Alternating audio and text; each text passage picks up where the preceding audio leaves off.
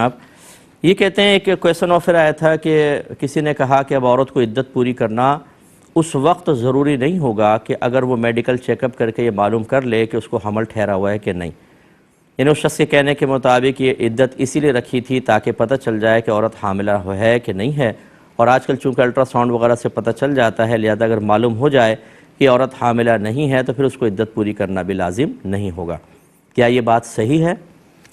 نہیں جی، یہ بات بالکل غلط ہے. دیکھیں یہ جو علتیں نکالتے ہیں نا کہ یہ حکم کیوں دیا گیا ہوگا، یہ حکم کیوں ہوگا، یہ ہم اپنے پاس سے نکالتے ہیں. یہ اکثر ایسی ہوتا ہے کہ بعض تو جو علتیں سبب ہوتے ہیں وہ قرآن یا حدیث بیان کر دیتے ہیں کہ اس وجہ سے یہ حکم ہے، اسے کہتے ہیں علت منصوصہ، یعنی جس پر نص وارد ہو گئی، اللہ تعالیٰ اس کے رسول نے وضاحت کر دی. اور بعض علتیں ایسی ہوتی ہیں جن کو قرآن حدیث نے بیان نہیں کیا، ہم اپنی سوچ سمجھ سے فقہا نکالتے ہیں، انہیں علت غیر منصوصہ کہتے ہیں. تو بہرحال علت منصوص ہو یا غیر منصوصہ ہو، منصوص علت ہوتی ہے اس میں تو پھر ٹھیک ہے کہ جب علت ہوگی تو حکم ہوگا، علت نہ ہو تو حکم نہیں ہوگا.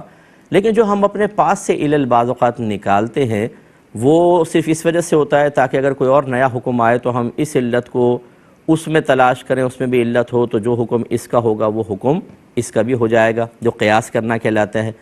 اس میں ایسا نہیں ہو سکتا کہ آپ موجودہ جدید تقاضوں کو ملحوظ رکھ کے اللہ تعالیٰ کے حکم کو بالکل لیا اٹھا دیں.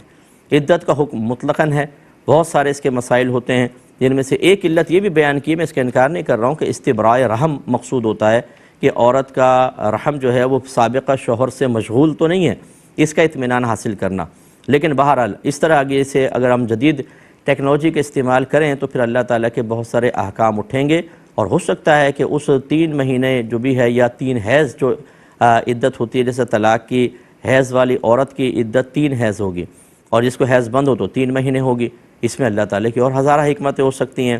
لہٰذا بہرحال یہ الٹرا ساؤنڈ وغیرہ سے عدت کی حکمت کو باطل کرنا یہ شرعاً بالکل جائز نہیں ہوگا. جیسے جو کہہ رہا ہے اس کو نہ مانیں آپ. ایک نے کسی نے پوچھا کہ میرا بیٹا اور بہو نماز وغیرہ کچھ بھی نہیں پڑھتے ہیں، ایسی ہیں بس، لیکن میری بیوی چاہتی ہے کہ ان دونوں کو عمرے پر بھیج دوں، تو اور میرے بچوں کے پاس پیسہ نہیں ہے، میری بیوی چاہتی ہے اپنے پیسوں سے بھیج دوں، تو کیا اس پر ثواب ملے گا یا نہیں ملے گا؟ دیکھیں ہمارا مشورہ یہ ہے کہ وہ اگر بھیجنا چاہتی ہیں تو ایک کنڈیشن لگائیں. سب سے پہلے تم نمازی بنو، کم از کم سال بھر تک نماز پڑھو، مکمل 5 نمازیں. اس کے بعد علم دین بھی سیکھو، ساتھ ساتھ فرض علوم کورس اپنے مکمل کرو. اس کے بعد میں تمہیں پیسہ دوں گی، تمہیں عمرے پہ بھیجوں گی. ایسے بھیجنے کا کوئی فائدہ نہیں ہے. عمرہ نہ فرض ہے نہ واجب، وہ اپنے شوق کی تکمیل میں آپ کے پیسے سے فوراً وہاں پہنچ جائیں گے. یہاں نماز نہیں پڑھتے گناہ کبیرہ، اور مکے میں نماز نہیں پڑھیں گے تو 1 لاکھ نماز قضا کرنے کا گناہ. پھر مدینے میں آئیں گے تو پھر وہاں پہ الگ وبال.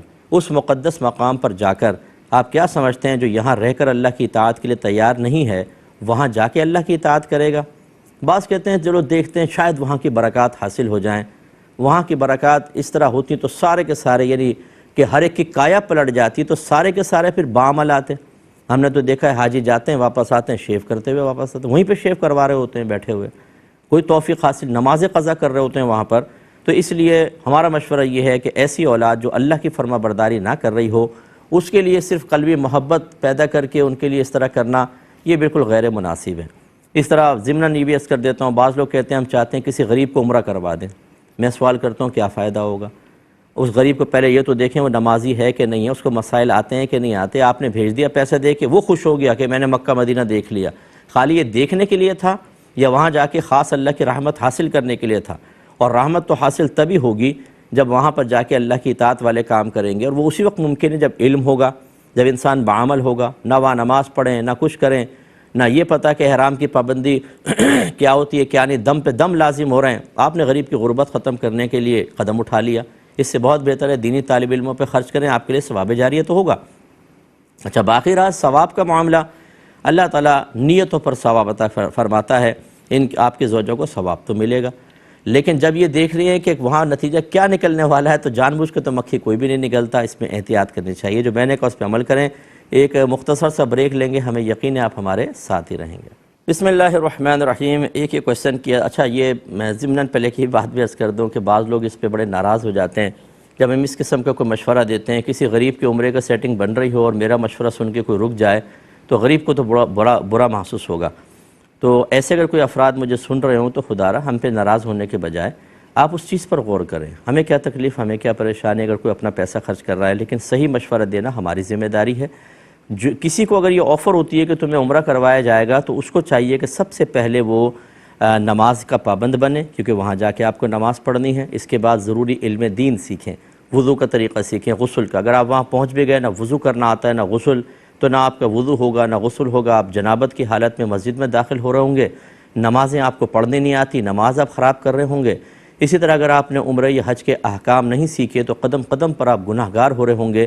اور مکے کا ایک گناہ 1,00,000 کے گناہ کے برابر علماء نے لکھا ہے. جیسے ثواب 1,00,000 ہوتا ہے تو گناہ بھی اعلیٰ حضرت نے لکھا ہے کہ 1,00,000 ہوتا ہے. تو پھر آپ اندازہ کریں کہ وہاں تو آپ جا کر میرے خیال میں زیادہ عافیت میں تھے، وہاں گئے تو لاکھوں گناہ نام اعمال میں لکھوا کر واپس آ گئے. بتائیے اب یہ میرا مشورہ آپ کے حق میں بہتر ہے یا نہیں ہے؟ میں یہ نہیں کہہ رہا ہوں کہ غریب کو بالکل نہ بھیجیں، میں تو یہ کہہ رہا ہوں جو صاحب علم ہے اور باعمل، علم اور عمل سے مزین ہے، اس غریب کو بھیجیں. تب آپ کے لیے پیسہ دینا بہت اچھی بات ہے. آپ کو ثواب جاریہ بھی ثواب بھی ملے گا، جاریہ تو نہیں ہوگا، ثواب ملے گا. لیکن ایسے ہی کسی کی غربت دور کرنے کے لیے بھیجنے پہ نقصان ہے اور ہمیں مشورہ دینا ہوتا ہے. کہ ان کی والدہ 32 سال سے بچوں کو قرآن وغیرہ پڑھا رہی ہیں. جب ختم قرآن ہوتا ہے تو لوگ اپنی خوشی سے کوئی چیز آ کر دے دیتی ہیں، کپڑے وغیرہ جیسے، یا پیسے دے دیتے ہیں لوگ. تو کسی نے کہا کہ اس طرح آپ کا ثواب ضائع ہو جاتا ہے. دیکھیں پہلی بات تو یہ کہ اس قسم کا جس نے بھی فتویٰ دیا اس نے گناہ کبیرہ کیا. ہم نے آپ کو بارہا بتایا جب نہ آتا ہو نہ کچھ تو پھر بولنا نہیں چاہیے. نبی کریم صلی اللہ علیہ وسلم ارشاد فرماتے ہیں جو بغیر علم کے فتویٰ دے اس پر زمین و آسمان کے فرشتے لعنت کرتے ہیں. مسئلہ یہ ہے کہ طاعت پر اجرت لینا اصلاً تو منع ہی ہے. طاعت مثلاً نیکی کے کام پر کوئی اجرت لینا یہ منع ہے. اجرت کب ہوگی؟ جب آپ طے کریں گے کہ بھئی میں پڑھاؤں گا اور اتنا لوں گا، ٹھیک ہے نا، یہ اجرت طے کرنا تھا. پہلے دور میں یہ سب منع کر دیا گیا تھا. یعنی قرآن حدیث کے دلائل یہ ہیں کہ منع ہے. امامت کی اجرت نہیں لے سکتے، بچوں کو قرآن پڑھانے کی، دین پڑھانے کی، اذان کے، امامت کے پیسے نہیں لے سکتے. لیکن پھر جب دور بدلا اور اب لوگوں کے معاشی مسائل بڑھے، اگر اس کی اجرت نہ رکھی جاتی تو پھر امام صاحب بیچارے پتہ چلتا نماز کا ٹائم ہے بازار میں بیٹھے ہوئے ہیں، کاروبار کر رہے ہیں. تو چونکہ پھر کار دین متاثر ہوتا، اس لیے بعض چیزوں کا فقہا نے استثناء فرمایا، جن میں ایک تو یہ تعلیم قرآن، اسی طرح یہ حدیث وغیرہ پڑھاتے ہیں جیسے درس نظامی، اسی طرح مؤذن خادم مسجد کا، اسی طرح امام حضرات. اسی طریقے سے اگر کوئی واعظ ہیں، بیان کرتے ہیں اور اصلاحی بیان کرتے ہیں اور وہ اپنا زیادہ ٹائم اس میں دیتے ہیں اور اس سے معاشرے میں تبدیلی بھی آ رہی ہے، وہ اپنے بیان کے پیسے مخصوص کر سکتے ہیں. اس کا استثناء کر دیا گیا. اب یہاں آپ کی والدہ کی صورتحال یہی تو اجرت کا استثناء کر دیا. یہاں صورتحال یہ ہے کہ آپ کی والدہ فی سبیل اللہ پڑھا رہی ہیں، آخر میں کوئی کچھ دے دیتا ہے تو وہ لے لیتی ہیں. تو ایک پہلی بات تو یہ کہ حقیقتاً یہ اجرت طے نہیں کی گئی. یہ کہہ سکتے ہیں آپ کہ یہ انڈرسٹوڈ ہے کہ پڑھا کے چکیں گے تو کچھ نہ کچھ ملے گا، تو اگرچہ طے نہیں کیا لیکن چلیں معروف ہے، عرفاً حاصل ہوگا. تو ابھی ہم نے آپ کو بتایا کہ تعلیم قرآن پر تو طے کر کے بھی لے لیتی ہیں تو صحیح تھا. چہ جائے کہ عرفاً ان کو کچھ حاصل ہو رہا ہے تو اس میں شرعاً کوئی حرج نہیں ہے. آپ کی والدہ بالکل لے سکتی ہیں اور انشاءاللہ ثواب ضائع نہیں ہوگا. حضرت ابوبکر صدیق رضی اللہ تعالیٰ عنہ خلیفہ بننے کے بعد بازار میں تھے. تو حضرت عمر فاروق رضی اللہ تعالیٰ عنہ نے پوچھا کہ یہاں آپ کیا کر رہے ہیں؟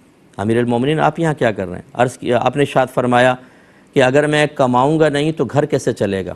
حضرت عمر فاروق رضی اللہ تعالیٰ عنہ نے عرض کی کہ اگر آپ یہاں رہیں گے تو کار خلافت کیسے چلے گا؟